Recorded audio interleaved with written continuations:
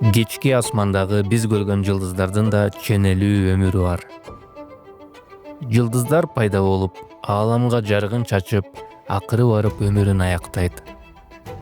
Жылдыздар ар кандай көлөмгө жана эң негизгиси алар ар кандай массага ээ. Мына ушул айырмачылык жылдыздардын эволюциялык тагдырын аныктайт. Биздин күнгө окшогон жылдыздар ак карликтерге айланса, айрым жылдыздар сырдуу кара көңдөйлөрдүн келип чыгышына негиз болот. Жылдыздар массасына жараша класстарга бөлүнөт. Ааламдагы жылдыздардын басымдуу бөлүгүн кызыл карликтер түзөт. Болжол менен алар 80%га жетет. Биздин күн жылдыздардын классификациясында сары карлик жылдызы болуп саналат. Мындай жылдыздар ааламдагы жылдыздардын 10%-ын түзөт. Ал эми калган жылдыздар гигант жана ашкере гиганттар. Бардык жылдыздардын энергиясы алардын ядросунда жатат. Жылдыздардын ядросу абдан ысык жана тыгыз болгондуктан андагы эң жеңил болгон суутек бириге баштайт. Суутек биригип гелийди пайда кылат. Мына ушул учурда эбегейсиз чоң энергия бөлүнүп чыгат. Жылдыздардын массасы канчалык чоң болсо, ошончолук көп суутекти күйгүзөт. Мисалы, кызыл карликтердин массасы азыраак болгондуктан андагы суутек жүздөгөн миллиард жылдарга чейин жетиши мүмкүн. Ал эми биздин күн кызыл карликтерден чоңураак, андыктан күндөгү суутек батыраак сарпталат. Ошентип биздин күндөгү суутек 10 миллиард жылга чейин жетет. Суутек күйгөндө ал сыртка карай басым жасап, эбегейсиз чоң тартылуу күчүнө туруштук берип, гравитациялык тең салмактуулук пайда болот. Бирок суутек азайган сайын тартылуу күчүнүн натыйжасында ядродогу кысым улам күчөй берет. Бул басым температураны дагы көбүрөөк көтөрүп, ядродо гелий дагы күйө баштайт. Ядронун сырткы катмарларындагы суутек дагы кошумча ядролук синтезге кабылып, бул ашынган энергия күндүн сырткы катмарларын түртө баштайт. Ошентип күн кеңейип, сырткы катмарларындагы температура төмөндөп, күн кызыл гигантка айланат. Акыры барып күндүн сырткы катмарлары мейкиндикке тарай баштайт. Ал эми күндүн ядросу ордунда кала берет. Аны биз ак карлик жылдызы деп атайбыз. Ак карликтерде термоядрлык синтез жүрбөйт. Бул өлүк жылдыздар. Ал бара-бара муздай берет. Биздин күндүн жана ушуга окшогон бардык сары карликтердин тагдыры ушундай аяктайт. Ааламда күндөн алда канча чоңураак, башкача айтканда, гигант жылдыздар бар. Эгерде ошондой жылдыздын массасы күндүн массасынын 25 эсеге чоң болсо, ал жылдыздын тагдыры башкача болот. Күндөн 25 эсе массивдүү жылдызда суутектин күйүшү абдан тез жүрөт. Биздин күндөгү суутек 10 миллиард жылга жетсе, массивдүү жылдыздарда ондогон миллион жылдарга гана жетет. Алар дагы суутекти күйгүзүп бүтүп, гелийди да күйгүзүп баштайт. Бирок гиганттардын ядросунда тыгыздык жана температура алда канча чоң болгондуктан, гелий андан ары көмүртек, кычкылтек, неон, кремний акыры барып темирге айланат. Элементтер канчалык оор болсо, аны күйгүзүү үчүн ошончо көп энергия керектелет. Андыктан темирди күйгүзүү үчүн гигант жылдыздардын ядросундагы энергия да жетпейт. Мына ошол гигант жылдыз качан гана темир ядрого ээ болгондо, ядродон энергия бөлүнүп чыкпай калат.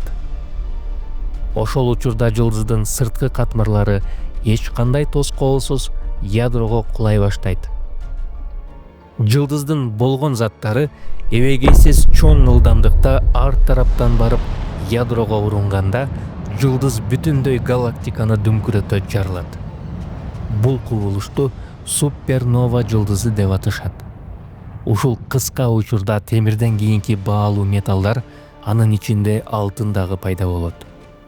Аял заты тагынган шакек менен сөйкөдөгү алтын мына так ушул жылдыздардын кыйраган учурунда пайда болгон. Ошондуктан баалуу металлдар дүйнөдө сейрек кездешет. Ошол кыйроо учурундагы чоң басымга дуушар болгон жылдыздын ядросу болушунча кысылып, жада калса атомдун түзүлүшү бузулат. Атомдун курамындагы нейтрондор биригип, толугу менен нейтрондон турган ядро пайда болот. Натыйжада нейтрондук жылдыз деп аталган экзотикалык зат пайда болот. Анын көлөмү болгону 15 чакырым, ал эми массасы күндүкүнөн 2 эсеге чейин чоң болот. Мындай тыгыз нерсенин бир чай кашыгы 4 миллиард тоннага барабар болмок. Айрым учурларда нейтрондук жылдыздар өз огунда өтө тез айланып турат. Алар секундасына 1000 жолу айланышы мүмкүн. Мына ушундай нейтрондук жылдыздар ар тарапка байма-бай радио жана рентгендик толкундарды таратат. Мындай нейтрондук жылдыздарды пульсар деп аташат. Биз ак карликтер менен нейтрондук жылдыздардын пайда болушун көрдүк. Бирок ааламда ашкере чоң жылдыздар да кездешет. Ошондой алп жылдыздар өмүрүнүн аягында нейтрондук жылдызга эмес, кара көңдөйгө айланат. Ал үчүн жылдыздын массасы күндүкүнөн кеминде 30 эсе чоң болуусу кажет.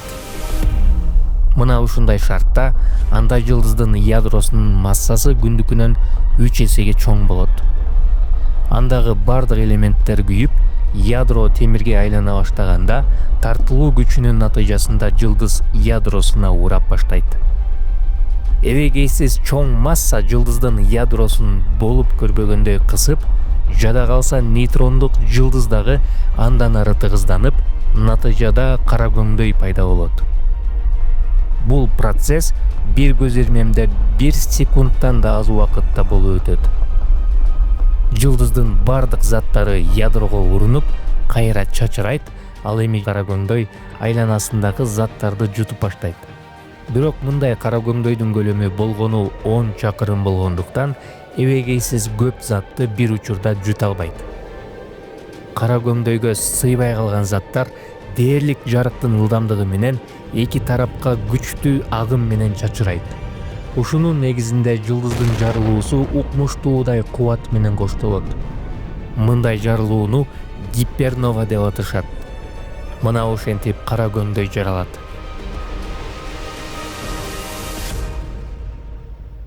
Кара көңдөйлөрдүн бар экендигин далилдеген алгачкы фактылар 1964 жылы табылган. Ошол жылы америкалык Ухуру спутниги асмандан чыккан күчтүү рентген нурларын байкаган. Бул нурлар Аккуу топ жылдызындагы белгисиз бир булактан келип жатканын аныктаган. Астрономдор бул объектиге Аккуу X1 деп ат коюшкан. Аккуу X1 бул кош жылдыз системасы экени аныкталган. Бул системада көзгө көрүнгөн бир жылдыз жана көзгө көрүнбөгөн өтө массивдүү бир объект бар экендиги белгилүү болот. Ошол көзгө көрүнгөн кадимки жылдыз массасын жоготуп, анын заттары жанындагы көрүнбөгөн объектиге агып турган. Бул процессте материя өтө жогорку ылдамдыкта айланып, миллиондогон градуска чейин ысып, рентген нурларын бөлүп чыгарган. Астрономдор көзгө көрүнбөгөн объекттин массасын эсептеп чыгышканда, анын салмагы 15 күнгө барабар экендигин аныкташкан. Мындай чоң массага ээ объект нейтрон жылдызы же ак карлик болушу мүмкүн эмес эле. Бул табышмактын бир гана логикалык түшүндүрмөсү бар болчу. Бул объект кара көңдөй болгон. Айрым учурларда кош жылдыздын шериги кара көңдөйгө айланып, жанындагы жылдызды жута баштайт. Жылдыздын заттары кара көңдөйдү өтө ылдам тегеренип, кара көңдөйдүн аккрециялык диски, башкача айтканда, анын айланасында жарык пайда болот. Мына ушул учурда гана кара көңдөйлөрдү байкоого мүмкүндүк ачылат. Кара көңдөй бул гравитациясы абдан күчтүү болгон объект. Анын тартылуу күчү ушунчалык чоң болгондуктан андан жарык дагы чыга албайт. Кара көңдөйлөрдүн кара болгонунун себеби дагы мына ушунда. Кара көңдөйдүн сырткы чеги окуя горизонту деп аталат. Анын ичинде убакыт жана мейкиндиктин мааниси өзгөрөт. Азырынча кара көңдөйлөрдүн табияты толугу менен изилденип бүтө элек. Окуя горизонтунун артында, башкача айтканда, кара көңдөйдүн ичинде физиканын мыйзамдары иштебейт. 20-кылымда Эйнштейндин салыштырмалуулук теориясы кара көңдөйлөрдүн бар экенин физикалык моделге түшүрөт. Карл Шварцшильд кара көңдөйдүн радиусун эсептеп чыгат. Ал эми Стивен Хокингдин теориясы боюнча кара көңдөйлөр Хокинг буулануусу аркылуу энергиясын жоготуп, радиация аркылуу акырындап тарап кетиши мүмкүн. Жылдыздардан жаралган кара көңдөйлөрдөн тышкары, галактикалардын борборунда жайгашкан ашкере массивдүү кара көңдөйлөр дагы бар. Биздин Саманчынын жолу галактикасынын борборунда массасы 4 миллион күндүн массасына барабар кара көңдөй жатат. Мындай объектилер галактикалардын эволюциясына чоң таасир этет. Алардын пайда болушунун сырлары азырда толук чечилген эмес.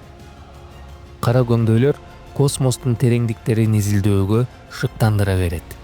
А биз болсо илимдин ачылыштарына күбө болуп, ааламдын укмуштуу сырларын түшүнүүгө аракет кыла беребиз.